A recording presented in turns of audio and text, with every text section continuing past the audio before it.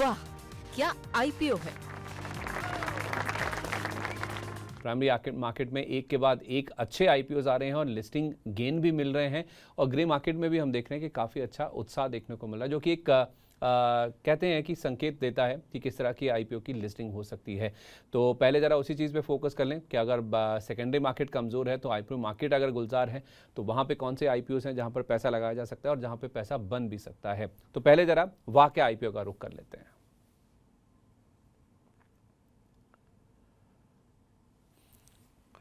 तो सबसे पहले मैम एक लिस्टिंग हुई है आज आरडी इंडस्ट्रीज़।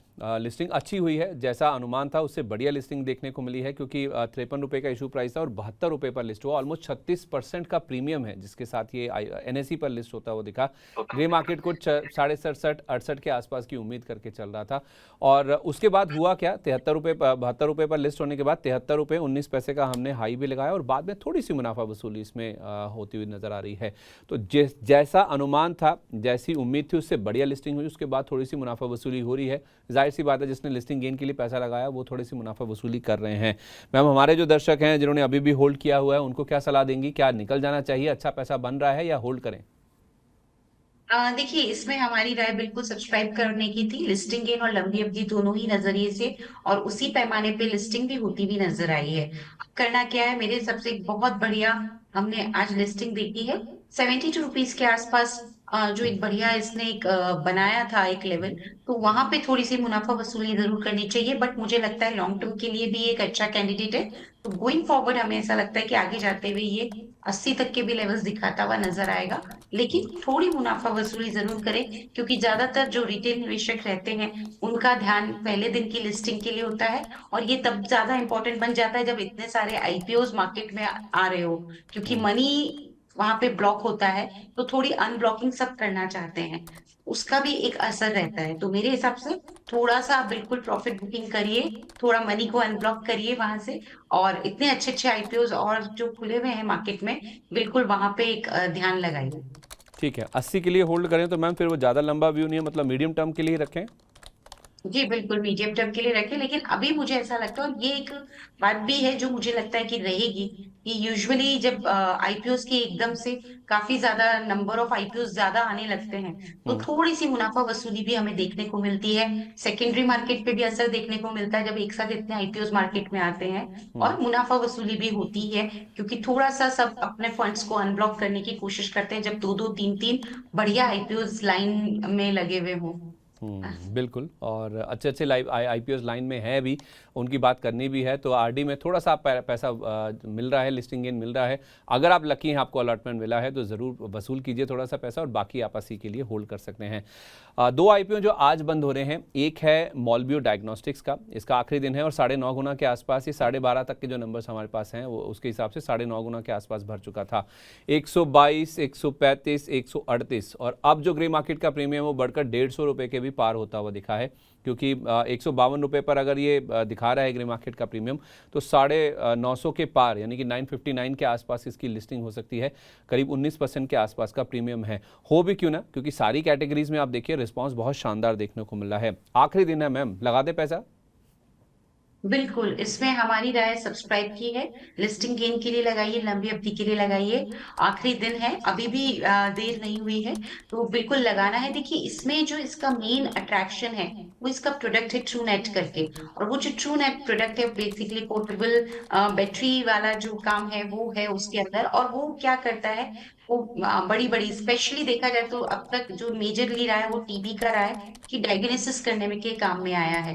तो ये कन्वेंशनल डायग्नोस्टिक कंपनी जैसा कंपनी नहीं है, ये अलग तरह का कंपनी है। इनका प्रोडक्ट एक अलग ही तरह का प्रोडक्ट है, पेटेंटेड प्रोडक्ट है, काफी सारी कंट्रीज में एक्सपोर्ट करते हैं। मुझे लगता है आने वाले टाइम में जिस तरह से हम देख रहे हैं लाइफस्टाइल चेंजेस हो रहे हैं और काफी सारी चीजें निकल के आ रही है, तो डेफिनेटली इनका ग्रोथ काफी अच्छा रहेगा। बिल्कुल इसमें सब्सक्राइब करिए, लिस्टिंग गेन और लंबी अवधि के लिए। ठीक है, लिस्टिंग गेन और लंबी अवधि दोनों के लिए अप्लाई कीजिए। अलग है ये बाकी डायग्नोस्टिक कंपनियों से, क्योंकि लिस्टेड स्पेस में कंपनियां हैं लेकिन ये कुछ अलग काम कर रहे हैं, कुछ ऐसा प्रोडक्ट है इनका जिस वजह से इतना रिस्पांस अच्छा इसमें देखने को मिल भी रहा है। दूसरा नाम जो है वो है धूत ट्रांसमिशन का। ये भी 12:30 बजे तक देखें तो 10 गुना के आसपास के सब्सक्रिप्शन के नंबर्स आ चुके हैं मैम। इसमें भी देखें तो करीब 250 रुपये के आसपास का ग्रे मार्केट का प्रीमियम है, 1150 रुपये के ऊपर ये लिस्ट हो सकता है। और इसमें भी आप देखेंगे तो अच्छा रिस्पांस सारी कैटेगरीज में देखने को मिल रहा है, स्पेशली NII कैटेगरी जो कि केवल लिस्टिंग गेन पर ज़्यादा फोकस करते हैं, इनका पोर्शन 31 गुना से ज़्यादा ऑलरेडी सब्सक्राइब हो चुका है। और ग्रे मार्केट दिखा रहा है करीब 30% के आसपास का पैसा बन जाएगा जब ये लिस्ट होगा। तो 17 शेयर अगर आप मिलते हैं, आपको लॉट साइज एक लॉट भी मिलता है, तो आपको पर शेयर कुछ 258 रुपये के आसपास की कमाई हो सकती है लिस्टिंग पर ही। आप भी इत्तेफाक रखती है मैम, आखिरी दिन है, पैसा लगाएं इसमें। कुल धूत ट्रांसमिशन की हम बात करें तो बेसिकली इसका बिजनेस मॉडल काफी स्ट्रॉन्ग है। ऑटोमोटिव इलेक्ट्रॉनिक और इलेक्ट्रॉनिक कंपोनेंट मैन्युफैक्चरिंग कंपनी है। सबसे बड़ा इनका फीचर जो है कि ये वायरिंग हार्नेसेस बनाती है, और वायरिंग हार्नेसेस देखा जाए तो एक तरह से सेंट्रल पार्ट है किसी भी इलेक्ट्रिक व्हीकल का। तो इसका वो काम है, और मुझे ऐसा लगता है कि जिस तरह से ईवी की अभी डिमांड चल रही है, इनकी डिमांड कंटिन्यू रहेगी। और मुझे ये कंपनी भी काफी ज्यादा पसंद आई on the basis of financial performance as well as attractive valuation. बिल्कुल इसमें भी लगाने की सलाह है। सब्सक्राइब करिए लिस्टिंग गेन के लिए भी और लंबी अवधि के लिए भी। ठीक है, लिस्टिंग गेन के लिए भी और लंबी अवधि के लिए भी आप इसमें पैसा लगा सकते हैं। तो थोड़ा पैसा फ्री करके रखिए, IPOs की भरमार है। कल एक IPO बंद हुआ था, आज 2 IPO हैं, तो आपके पास कम से कम अगर आज को ही प्ले करना है तो कम से कम 30,000 की रकम तो होनी चाहिए फ्री आपके अकाउंट में, बैंक अकाउंट में, क्योंकि असबा और पैसा वहाँ पे ब्लॉक होता है, केवल फ्रीज होता है। तो उस हिसाब से आप ज़रूर इस चीज़ को ध्यान में रखिए। मिल्की मिस्ट डेयरी फूड, इसका दूसरा दिन है आज मैम। इसमें क्या करें, 1.5 गुना के आसपास ये भर चुका है, जो 1:45 बजे के आसपास के सब्सक्रिप्शन के नंबर्स हैं। 140 वाला 164 के आसपास लिस्ट हो सकता है। 17% के आसपास का प्रीमियम यहाँ पर भी देखने को मिल रहा है। तो इसमें लिस्टिंग गेन बनेगा। देखिए मिल्की मिस्ट की बात करें तो थोड़ा सा यहाँ मेरे व्यूज डिफरेंट आते हैं। हम सब जानते हैं कि ये डेयरी प्रोडक्ट्स में ये कंपनी है, स्पेशली इनका ग्रीक योगर्ट में काफी बड़ा मार्केट शेयर है, 35 से 40%। पनीर में भी अच्छा मार्केट शेयर है, आवाज आ कर्ड रही में है भी आपकी, अच्छा है। Please audio check 1। Please continue ma'am. Paneer में भी, हाँ पनीर में भी अच्छा मार्केट शेयर है। लेकिन देखिए अल्टीमेटली दो चीजें इस तरह के बिजनेस में बहुत इंपॉर्टेंट हो जाती है। First for raw material. Raw material क्या है? मिल्क। और मिल्क की price it is a commodity actually. तो ये जो भी फ्लक्चुएशन होगा मिल्क की प्राइसेस में, क्या ये तुरंत पास कर पाएंगे कस्टमर्स को? ये एक सोचने वाली बात है, क्योंकि इस तरह की कंपनी जिस क्षेत्र में कार्य करती है वहां पे जो टॉप में है अमूल, वो मेनली देखा जाए तो प्राइस वहां से डिसाइड होता है। तो ये ठीक है। कितनी जल्द रॉ मटेरियल फ्लक्चुएशंस को अपने कस्टमर्स को पास ऑन करेंगे, ये देखने वाला है। दूसरा इसका मेन अट्रैक्शन है CAGR growth, exceptionally well. Last 2 साल से 30% की टॉप लाइन में, 40% की ऑपरेटिंग प्रॉफिट में, 100% से ज्यादा इनकी बॉटम लाइन में ग्रोथ काफी अच्छी है, क्योंकि ग्रीक योगर्ट जो इनका मेन प्रोडक्ट है वो काफी ज्यादा डिमांड में है। लेकिन उसके अगेंस्ट मार्जिन कितने हैं? लास्ट 2 साल के मैं नेट प्रॉफिट मार्जिन की बात करूं, 2% मार्जिन। ऑल्दो 2026 में उन्होंने 4% किया।